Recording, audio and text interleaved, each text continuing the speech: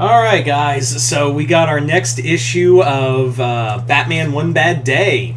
As you guys know, I've been collecting these and reviewing them because they've all been really good.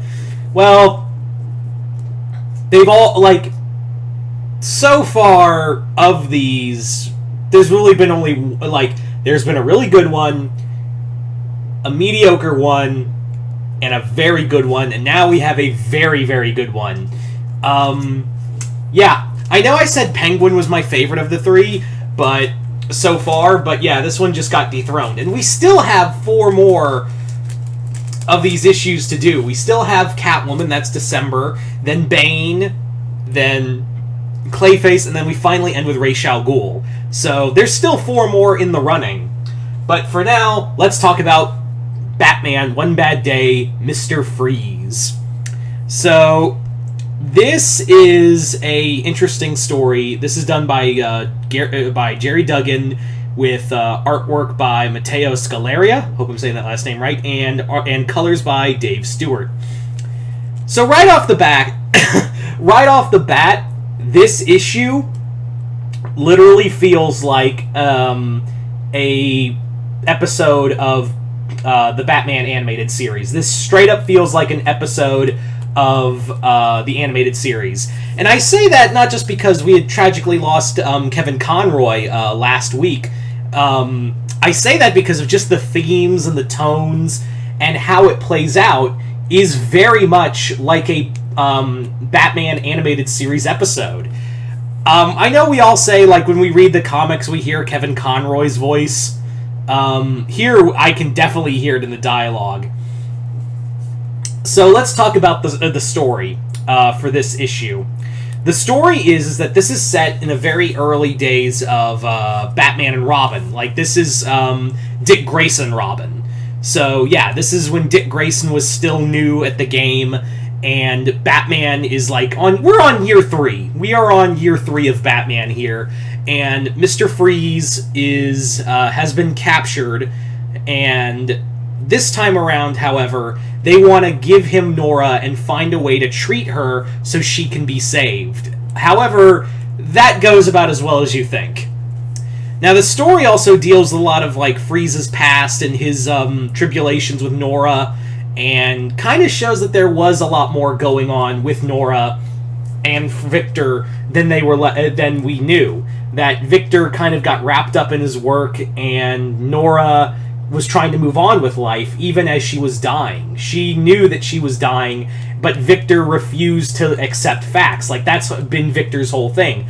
I know I say, one of the problems with Two-Face stories is that it's literally the same story over and over again, and you could make that kind of theme for Mr. Freeze as well. However, it seems like when someone does a Mr. Freeze story, they seem to really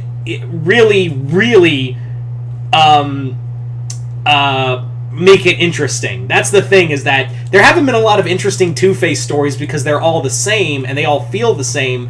However, when someone does a Mr. Freeze story, it really does feel like that when someone does do a Mr. Freeze story, it still feels unique even though you're telling the same story again. And that's what it feels like here, is that we get more that Victor was very much a dude who was, just trying to be a good husband, but also, he was also a dude who very much wanted to keep, a status quo. He also, he didn't want to share Nora with the world. He didn't want to share anything with the world, and it became more of his own ego kind of eating away at that. And I find that interesting. I also like how non-combative Batman and Robin are, because I get so sick of, early day Batman stories where, Batman's just a dick to Robin for no reason other than he just gets to pick on him. I've never been really a big fan of those stories, but Duggan does a good job of showing that these guys are partners. In fact, there's this great moment where Batman's going to face Freeze in an untested heat suit, and he literally tells Robin, you're gonna sit this one out, I'm gonna go alone. And Robin goes, either we're partners or we're not. There's no negotiating it. Like, we do that. You brought me into this war, and I'm gonna fight it. And Batman just doesn't argue with him. He's like, okay. Yeah, I like that. I like that version of Batman and Robin's relationship where he's just like, I chose well. So yeah, the artwork in here by Scalera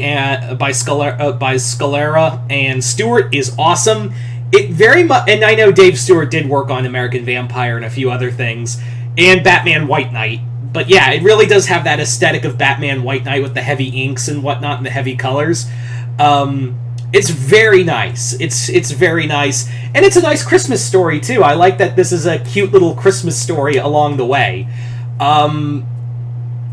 There is some great dialogue in here between Batman and Mr. Freeze, and that Batman does, like, I like that, again, this goes back to Gary Duggan clearly was a fan of Batman the Animated Series, because he's writing, literally, an episode that you would see Paul Dini or Alan Burnett put together to make an episode. Like, it literally feels like a Batman the Animated Series episode. It's very fluid. It moves at a really good pace. I actually this didn't feel like, all right, move the car or whatever. It didn't feel like this was going on too long. It actually felt well paced. There's some great story in here. While the other ones are a little more focused on the villains, this one does focus more on Batman and Robin, but there is enough of Mr. Freeze in here that really does well in here. And how it ends it's very optimistic. Again, that ending felt like something you would see at the end of Batman the Animated Series. And when I read that final page, I was literally like, and cut the credit. Like, in my mind, it cut the credits and you're dun dun dun dun dun dun dun dun. Yeah, it literally again, I just can't get over. And maybe that's just because, again, Kevin Conroy's passing is still fresh in our minds. But this really does feel like an episode of the show. And, yeah, it does have some swearing in here. There's a little bit of violence, but it's nothing, too overt. There's also a few things, but there is a few things that do bother me. For some reason, Batman goes heh a few times. Whatever he's at, when 3 or 4 times he goes heh. When he hears something funny, he's heard a joke. And then there's also another villain in here, Mr. Freeze gets a sidekick called, Frostbite? Yeah. Yeah, it's Frostbite. And, basically in here, she shows up, and then she's gone. That's the thing. She just shows up, and then she just fucks off, and we never see her again. I'm like, what? What? And she had a heart. She was, I guess, he wanted to make Frostbite Mr. Freeze's Harley Quinn, but that nothing comes of that. So I was like, what the fuck? But whatever. All in all, I know I said the Penguin book is my favorite, but this has probably dethroned it as my favorite of the One Bad Day books. But like I said, we still have 4. We're at the halfway point now, so we'll see how that Catwoman book shows at December. But anyway, so you guys tell me in the comments below, what did you guys think of Batman One Bad Day, Mr. Freeze? Just comment below, let me know. Hope you all enjoyed this. I'm Mr. Multiverse. I'll see you next time in the Multiverse.